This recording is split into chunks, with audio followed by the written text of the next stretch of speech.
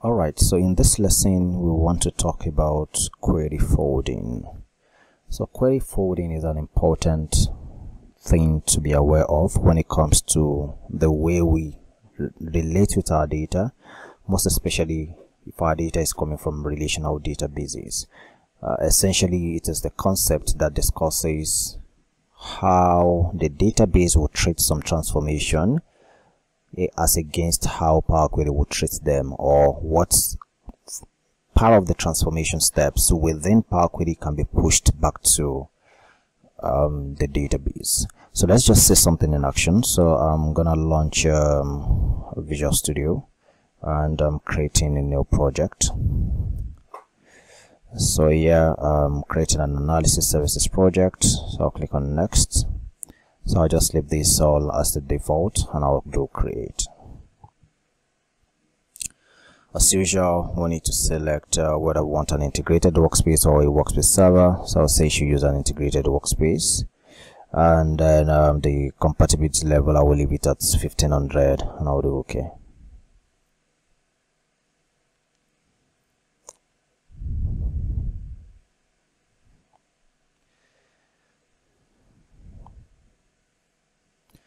So now that we have Visual Studio opening up, we are expected to get our model.bin file.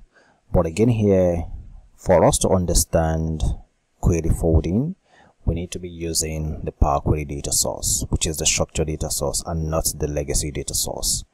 So here we'll try to create a data source. So I don't want this to, okay, so I want it to update and close. Then I'll come here to data sources. I'll say that I want to create a new data source.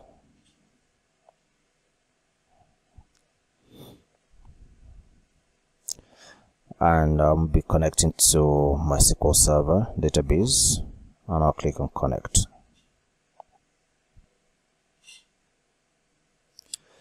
So server should be ID analyst, that's my server.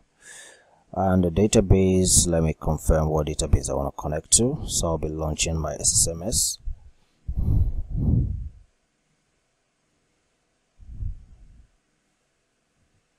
So I'll just cancel this for now.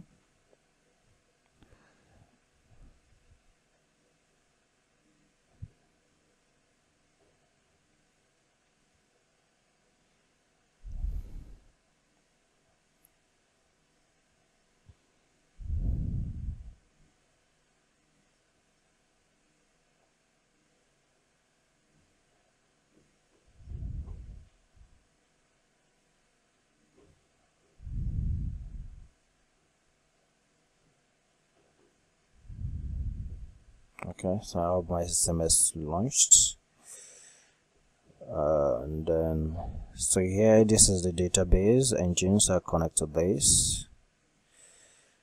I think I have 2 instances of it opened, so I need to close one of the instances. And here I want to check what database I'm connecting to. So let me connect to AdventureWorks 2016. So I'll just go back to Visual Studio. I'm creating a new data source, SQL Server database, connect. ID analyst and AdventureWorks data warehouse 2016. So just to confirm, AdventureWorks data warehouse 2016, and then I say OK.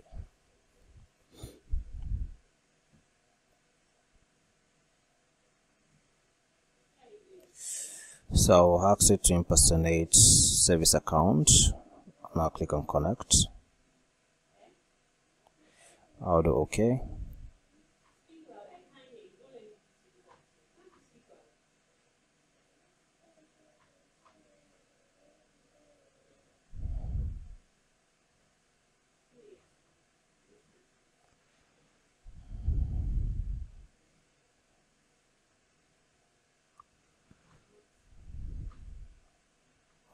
Alright, so I have a database data source connection now.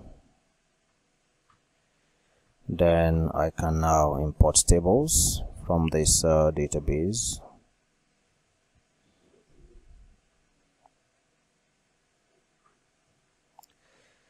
So here, let me connect to any of the fact tables. So I'll select fact internet sales and I'll click on transform data. So this is the usual Power Query experience. So I'll do transform data here.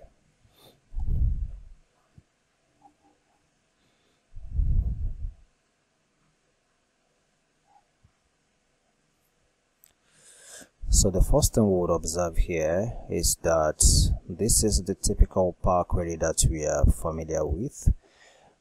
Just a slight change here is that the interface here seems slightly different. So for the usual Power Query, we would have the home tab, would have transform, would have add columns, view, and yeah.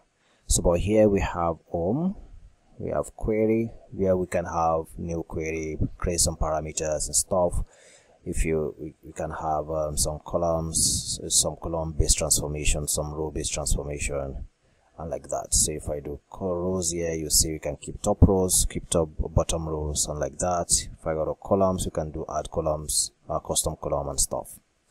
But what we want to do here is this. So let's try to perform some transformations on this table. So let's say that I want to delete some columns. So I can come here to columns. So where is that button to? Yeah, choose columns. So I say choose columns. So now I want the product key, order date key, due date key, ship date key, and then let's say I want the order quantity, unit price, let's say I want the tax amount, the sales amount, tax amount, freight. Maybe that's all I want here. So I'll click on OK. So I've removed some columns now, and then let's say I want to let me add a text column. Let me see if there's a text column that I can bring in, so to show what could happen. This doesn't look like it has any text column, which is fine. Alright, so let's try to do something. So what I would do here is I want to create a new column that would combine order quantity, a product of order quantity, and the unit price. So I want to create a new column that would be the product order quantity multiplied by the unit price. So I can come here to columns, I go to add columns, I do custom column. There are a couple of ways to achieve this, but I just prefer to do the custom column. And here I can say that my order quantity, so I can just instead pick order quantity from here, and I multiply this by the unit price. And then this column, I call this product amount, and I do OK. So I have a new column here. Let's say also that I want to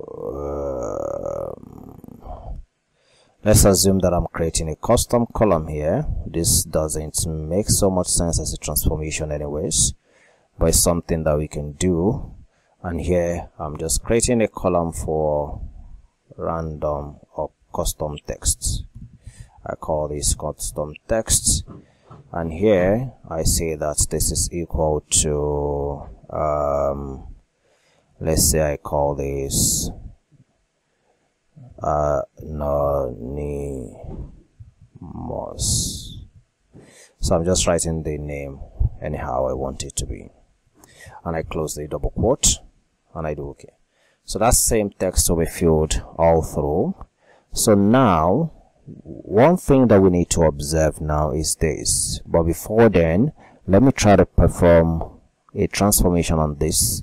If I do a right click on this column that we just added and I come here to transform, and I say that because I have irregularity in the way the text is written, so I say that this all should go to uppercase. So this works, everything is in uppercase. Then again, I decided that no, I don't want it in uppercase. I want this all to be in proper case, so capitalize each word. So we have initial caps like that. Then if I come here, let's say that I want to divide the product amount by freight. So I can say that, or I just want to divide the product amount by a constant value.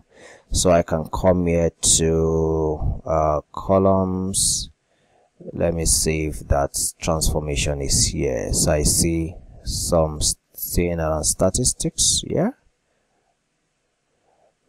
Reduce service manage column query. I'm not sure that is here. Anyways, so I can come here to a custom column again, and then I say that I'm dividing by products. I'm dividing the product amount column. I'm dividing this by freight. So now we have a new column called custom. So one thing we need to identify here is this. If I go to any of these steps up till this first custom column that I added, which was this anonymous, if I do a right click on this, I will see this option that says view native query. If I come here to the next step, uppercase, I see view native query is clickable. If I come here to the capitalized each word, I no longer see view native query. It's no longer clickable. It's been grayed out. So what's happening here is that up until this, that I have view native query, query forwarding has come into play. What does query forwarding mean?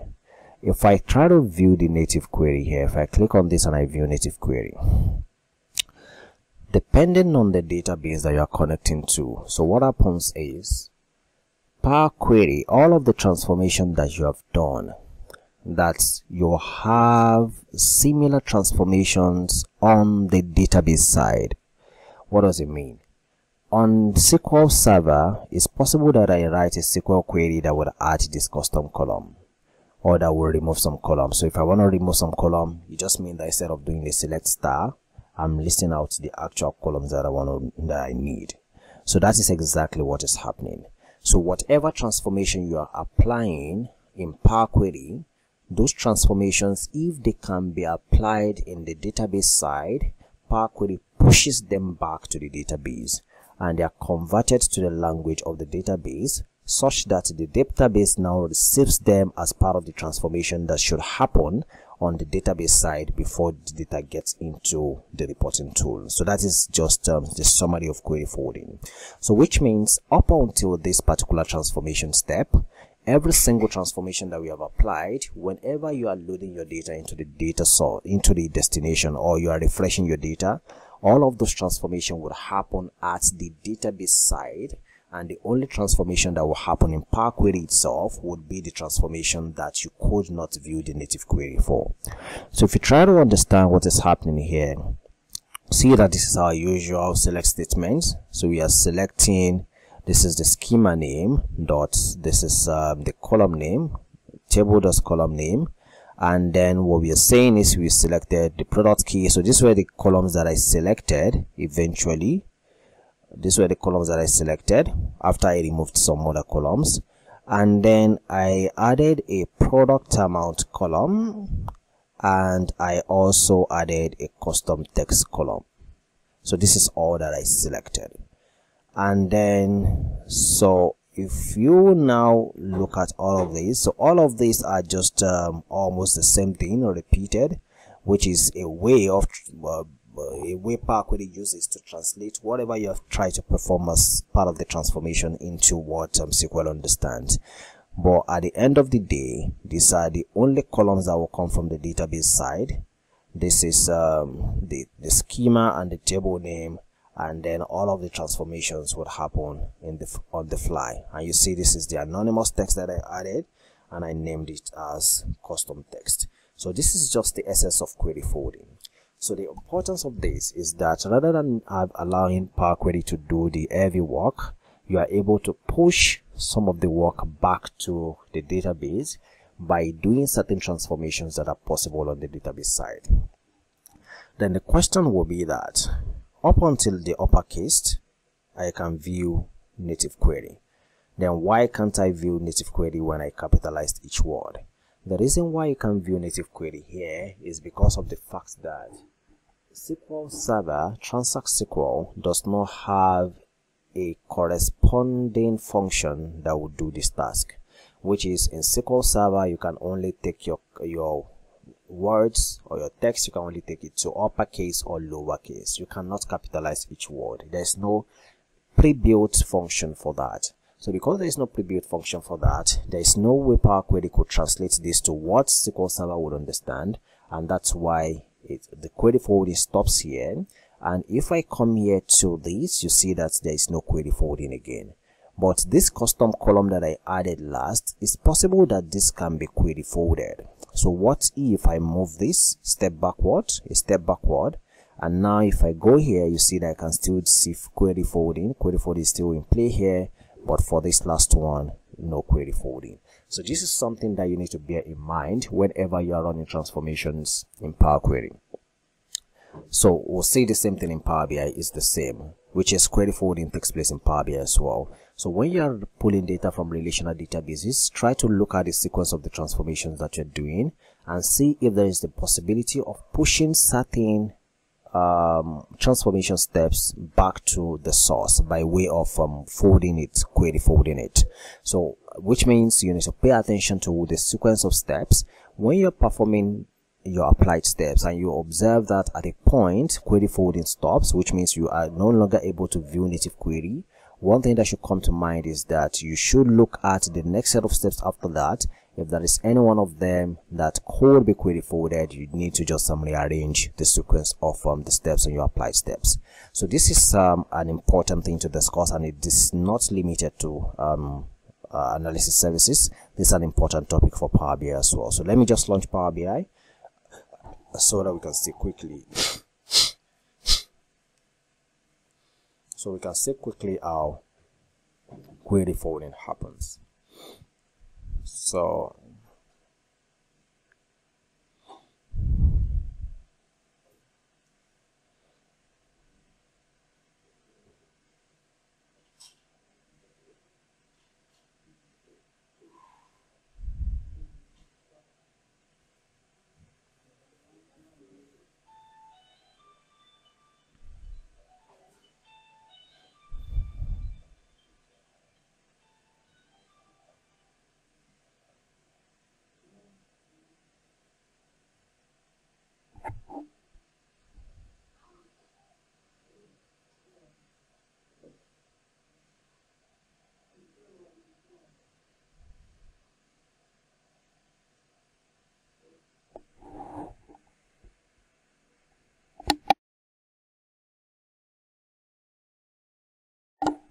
alright, so let me create a new report and then I connect to SQL Server.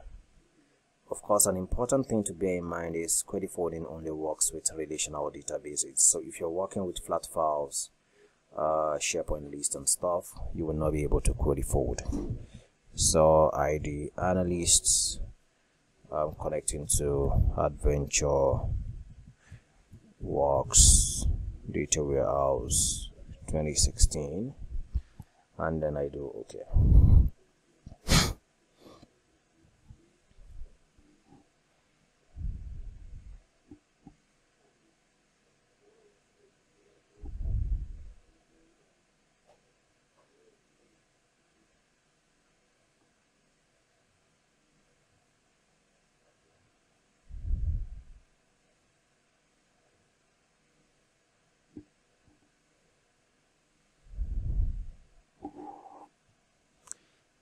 So let me connect to the same table, Facts Internet Sales, and I'll transform data.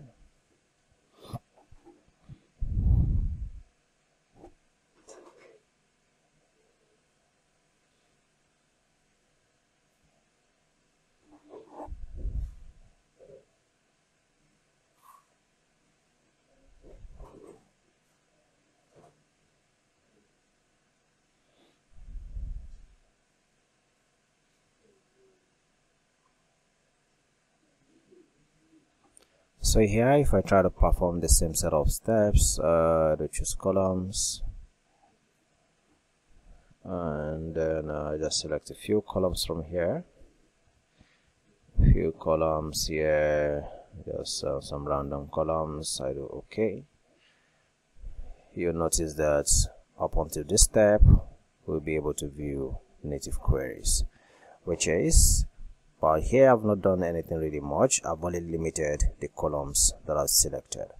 If I try to create, maybe I try to perform a sort of aggregation on this, and I come here to transform. I say standard. I want to divide this.